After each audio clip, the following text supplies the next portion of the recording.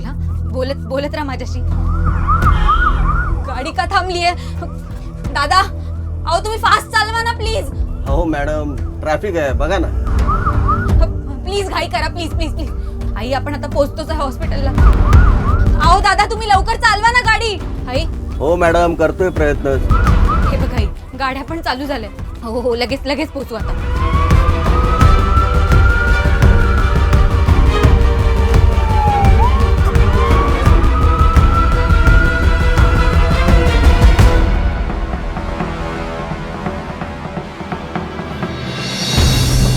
Doctor आई 5 मिनिटं जरी उशीर झाला असता ना, काही खरं नव्हतं.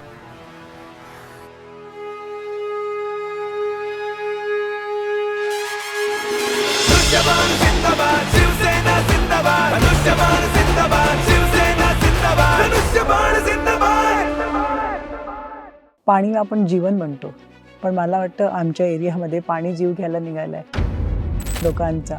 पाण्याच्या एवढी वानवा आहे. गावठण एरियामध्ये पाणी एवढ्या लो लेवलला त्यांची नळ आहेत म्युन्सिपाल्टीची, तर त्यांना परातीमध्ये पाणी भरावून मग ते हंडे कळशा भरतात. म्हणजे इतकं दुर्भिक्ष आहे पाण्याचं. काही ठिकाणी पाण्यासाठी पैसे द्यावे लागतात आणि पैसे देऊन ते रोजचं 120 रुपये काय पाणी घेतात, कावडीतनं येतं ते, आणि तो स्वतःचं जीवन चालवतात. म्हणजे पाणी न मिळून काय हाल होऊ शकतात. पाण्याशिवाय लोक जगू शकत नाही. तिथे ते पाण्यासाठी रोज तिळतिळ मरत आहेत.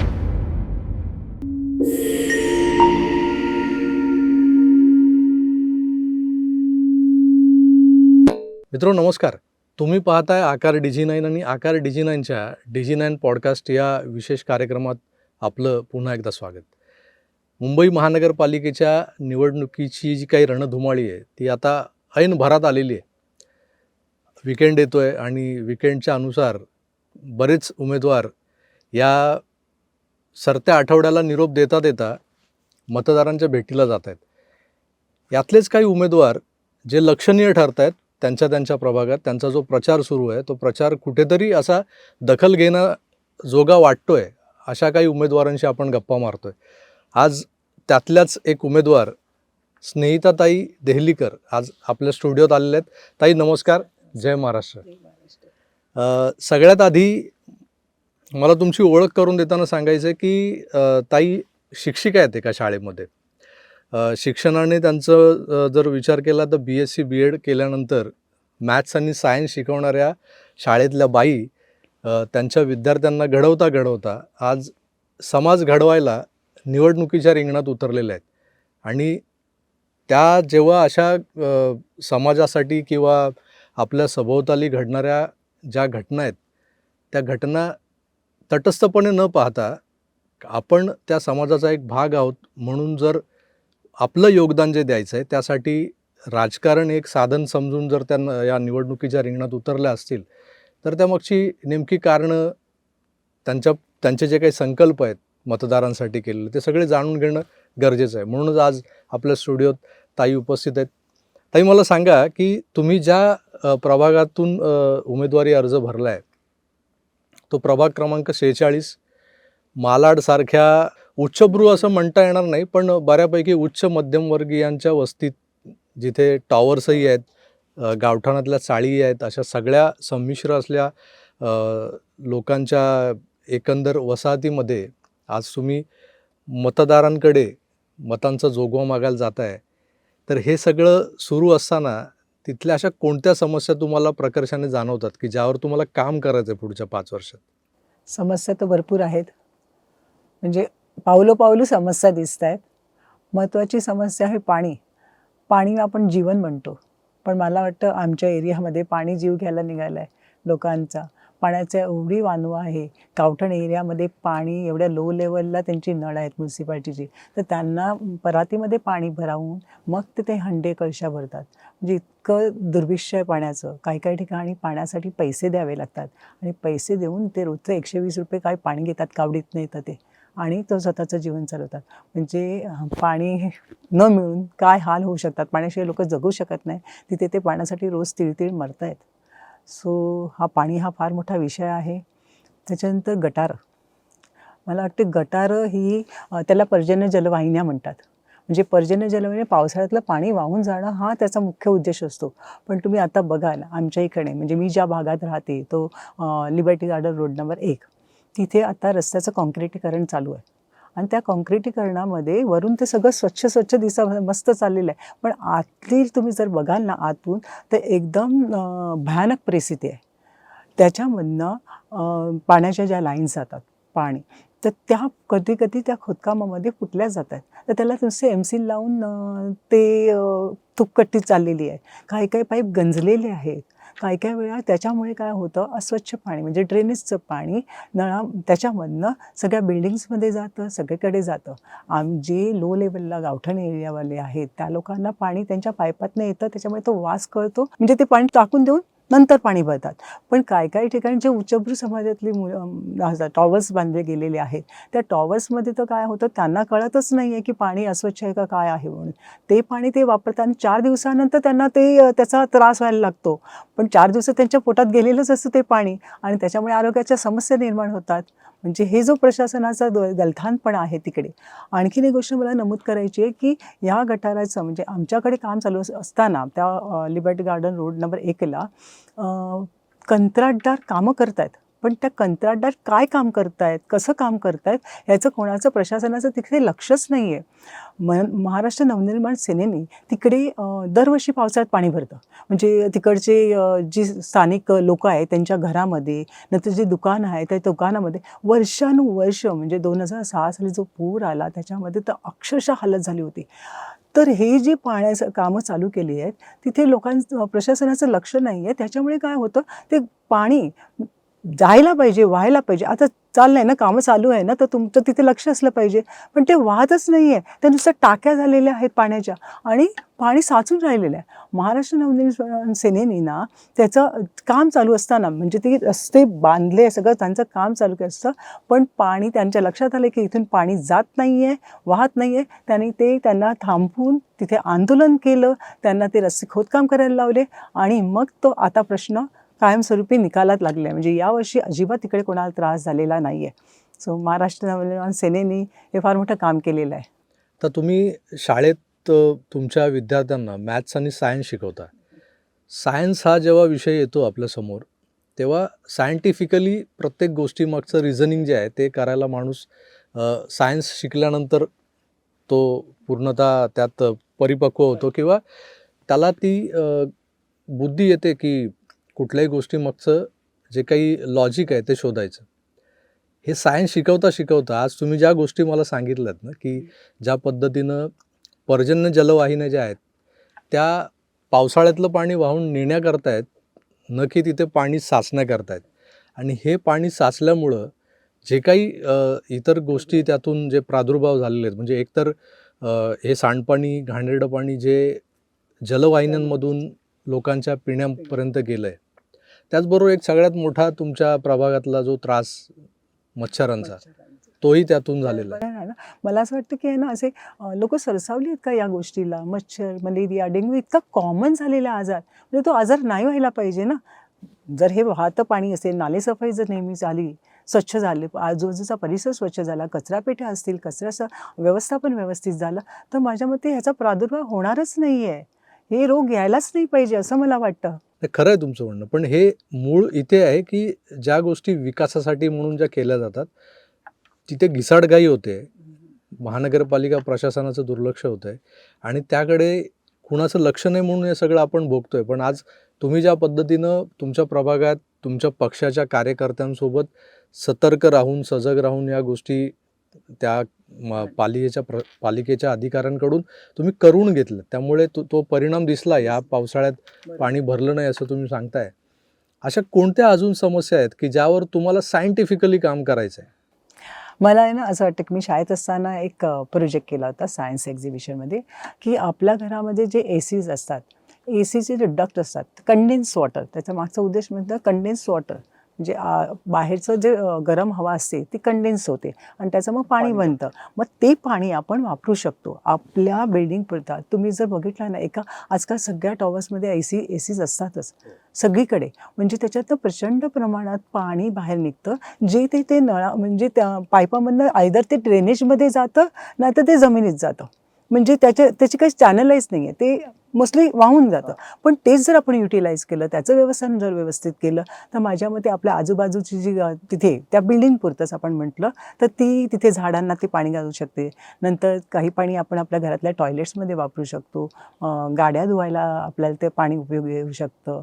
मग मी म्हटल्याप्रमाणे गार्डन आणि घरामध्ये त्याचं पाण्याचा वापर म्हणजे कित्येक पाणी आपण जी पाण्याची समस्या लोकांना होते त्यातलं कित्येक पाणी आपण वाचू शकतो आणि ते आपल्यासाठी आपण वापरू शकतो असं मला वाटते. आणि प्रत्येक बिल्डिंगमध्ये मला असं वाटतं की सौर ऊर्जेचा आपण वापर करायला पाहिजे, जेणेकरून कमीत कमी वीज वापर म्हणजे ऊर्जेचं व्यवस्थापन, ऊर्जा संवर्धन आपण म्हणतो, आजकाल फार प्रॉब्लेम होतो आहे इलेक्ट्रिसिटीचा, तर ते कुठेतरी आपण मग केलं तर फार मोठा फरक पडेल असं मला वाटतं. तर ज्या पद्धतीने तुम्ही सौर ऊर्जा म्हणा किंवा या कंडेन्स्ड वॉटरबद्दल जे म्हणालात, या गोष्टी सामान्यांच्या आकलनाच्या पलीकडच्या गोष्टी आहेत. म्हणजे सर्वसामान्य शिक्षण झालेला कुठलाही मतदार असेल किंवा सामान्य माणूस असेल, तर तो इतकं टोकाचं जाऊन ते विचार करणं किंवा अशा गोष्टींबद्दल लोकांमध्ये जनजागृती करणं हे तर दूरची गोष्ट राहिली. पण आज तुम्ही शिक्षिका आहात. हा एक मी वारंवार का उल्लेख करतोय की राजकारण म्हणजे असं झालं आहे ना, की आपली परंपराच आहे. 4थी पास, 7वी पास असे नेते आपल्याला लाभलेले आहेत महाराष्ट्राच्या राजकारणात आणि ते आपण फार अभिमानाने सांगत आलो आहे, की 7वी पास असलेले अमुक-तमुक आमचे मुख्यमंत्री झाले होते. पण ते तितकं भूषणावं नाही. आज सुशिक्षित लोकं या राजकारणाच्या माध्यमातून समाजासाठी उपयुक्त कामं करण्यासाठी यायला हवीत. तुम्ही त्याचं एक उदाहरण आहात आणि अशा सुशिक्षित माणसांच्या राजकारणातल्या प्रवेशानंतर सर्वसामान्यांचं आयुष्य हे सुकर होत जाणार आहे, हेच तुमच्या उमेदवारीने दाखवून दिलेलं आहे. पण तरीसुद्धा या सगळ्या गोष्टी ज्या सायंटिफिकली आपण जेव्हा मांडत असतो, त्याबरोबर सर्वसामान्यांना ज्या गोष्टींचा जिव्हाळा आहे किंवा ज्या गोष्टी फार लगेच अपील होतात, अशा बऱ्याच गोष्टी तुमच्या मतदारसंघात करण्याजोग्या आहेत. मला त्या सगळ्या गोष्टी म्हणजे तुम्ही आता एक जाहीरनामा वगैरे केला असेल, तर तुम्ही मतं मागायला जाताय, तर अशा कुठल्या गोष्टी आहेत की पुढच्या 5 वर्षात आता तुम्ही समजा तुम्ही नगरसेविका होणारच, तुम्ही जिंकणारच आणि एक नगरसेविका झाल्यानंतर नगरसेविका या शब्दाचा अर्थ शब्दशः जगून तुम्हाला जे काय काम करायचं आहे, ते काय कामं असतील ती? पहिली गोष्ट स्वच्छ परिसर, स्वच्छ प्रशासन. आजूबाजूचा परिसर एवढा स्वच्छ पाहिजे म्हणजे सगळी नाल्यांची सफाई, गटारं, कचरापेट्या या सगळ्याचं व्यवस्थापन आणि निर्मूलन हे महत्त्वाचा भाग आहे. नंतर माझ्या मते दुसरा गोष्ट आहे पाणी, की सगळ्यांना स्वच्छ पाणी मिळेल, तळागाळातल्या सगळीकडे पाणी व्यवस्थित मिळेल आणि त्यांचं जीवन सुकर होईल. मैदान आहेत आपल्याकडे, भरपूर मैदान आहेत, पण आपण मैदानी खेळच खेळत नाही आहे. मुलांचा सर्वांगीण विकासच होत नाही आहे. त्याच्यासाठी मुलांच्या विकासासाठी माझ्या मते शारीरिक खेळ हे फार महत्त्वाचे असतात. त्यांच्या मेंदूची वाढ होते त्याच्याने. सो ते मला करायचं आहे. जे मोकळ्या जागा आहेत, तुम्ही बघाल BMCच्या भरपूर मोकळ्या जागा आहेत, तर मला असं वाटतं की त्या ठिकाणी ग्रंथालय, वाचनालय, मुलांसाठी शैक्षणिक साहित्य उपकरणं, जिम पण असते की जिथे मुलं नाही पैसे भरून जाऊ शकत, पण ओपन जिम हा प्रकार, तर असं ते असलं पाहिजे. शाळेच्या बाहेर आजकाल म्हणतात की फार मुलांची चोरी वगैरे होते, हा प्रकार आजकाल चालू झाला आहे.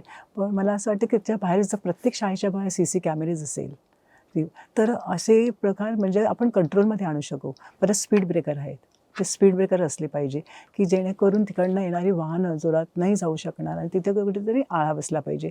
इवन जिथे लांब शाळा, ज्या गल्लीमध्ये शाळा आहे तिथे तिथे शाळेची सिम्बॉल्स असले पाहिजे की इकडे शाळा आहे म्हणून लोकांना कळलं पाहिजे. परत आता आपण बघतो की स्टेशनवरचा भाग, आमच्या इथे मालाडमध्ये स्टेशनवरचा प्रभाग म्हणजे आता विकसित झाला, भरपूर मोठा वार्डन खूप मोठा झालेला आहे. पण काय आहे ना, तिथे फेरीवाले म्हणजे रस्त्याने चालताना मनुष्याला चालायला खूप त्रासच होतो. दिवाळी आणि सणासुदीला बघा तिथे प्रचंड गर्दी असते. सो कुठेतरी हे सगळं थांबलं पाहिजे, चॅनलाइज झालं पाहिजे. रस्ता एवढा मोठा झालेला आहे, त्याचे डिवायडरच नाही आहे. त्याच्यामुळे वृद्ध म्हणजे पटापट आपण लहान मुलं असेल ते क्रॉस करतील, पण वृद्ध माणसांना क्रॉस करायला फार कठीण जातं आहे, एवढा मोठा तो हे आहे रस्ता. सो हे कुठेतरी चॅनलाइज झालं पाहिजे. मी म्हटल्याप्रमाणे सौर ऊर्जेचा वापर झाला पाहिजे. आणि मला महत्त्वाचं आहे तर आपल्या महिलांसाठीची सुरक्षा हा फार मोठा विषय आहे. महिला कामाला आजकाल बायका पण रात्रीच्या बाहेर निघतात, असं नाही आहे, पूर्वीसारखं नाही. कॉल सेंटर्स आलेले आहेत, त्याच्यामुळे सगळीकडे आज महिला बाहेर निघतात आहे पुरुषांच्या प्रमाणे. पण कुठेतरी एक मनामध्ये भीती आहे, कारण तसे CC कॅमेरे स्टेशनजवळ किंवा नाही आहेत की मुली सुरक्षितपणे बिनधास्तपणे घरी, म्हणजे आईवडिलांना टेन्शन नाही राहिलं पाहिजे की माझी मुलगी आहे पण ठीक आहे आपला परिसर एकदम व्यवस्थित सुरक्षित आहे की माझी मुलगी सुरक्षित घरी येईल. सो हे कुठेतरी सुरक्षितता आणणं महिलांच्यामध्ये हे मला महत्त्वाचं वाटतं आहे.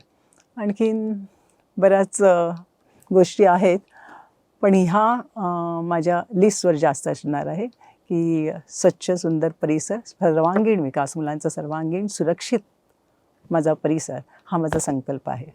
तिसरी महत्त्वाची गोष्ट मला असं म्हणायचं आहे की तुम्हाला माहीत असेल की मालाड ही फार मोठी हेरिटेज प्रॉपर्टी असायला पाहिजे होती. तिथे देशातील पहिला स्टुडिओ तो मालाडमधला स्टुडिओ आहे. म्हणजे लता मंगेशकर, किशोर कुमार हे तिथे यायचे, बॉम्बे टॉकीज.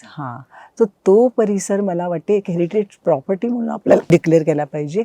आज जर दुसरीकडे असता, पाश्चिमात्य देशात असता, तर त्यांनी त्याला जतन करून ठेवला असता. तर तो जतन करणं हे आपलं काम आहे, ते आपण करू शकतो. आमच्या इथे आता गावठण एरिया आहे, तिकडची संस्कृती, हे मला वाटतं की त्यांची सामाजिक बांधिलकी, ते जुनी मंदिरं आहेत, ती श्रद्धास्थान आहेत आपली. आमची पाटलादेवी ग्रामदेवता आहे, तर तिकडचं सुशोभितीकरण, लोकांना तिथे येऊन नमस्कार. काय असं ना, आजकाल असंही झालं की देवाला पाया पडायचं म्हणजे पटापट पाया पडायचं, निघून जायचं. तर ते कुठेतरी असं वाटतं की नाही, ओपन ठेवायचं. अशी राईन लावून देवांना पाया कशाला पडायला पाहिजे. सगळ्यांना आपल्या श्रद्धा आहे ती जपली गेली पाहिजे.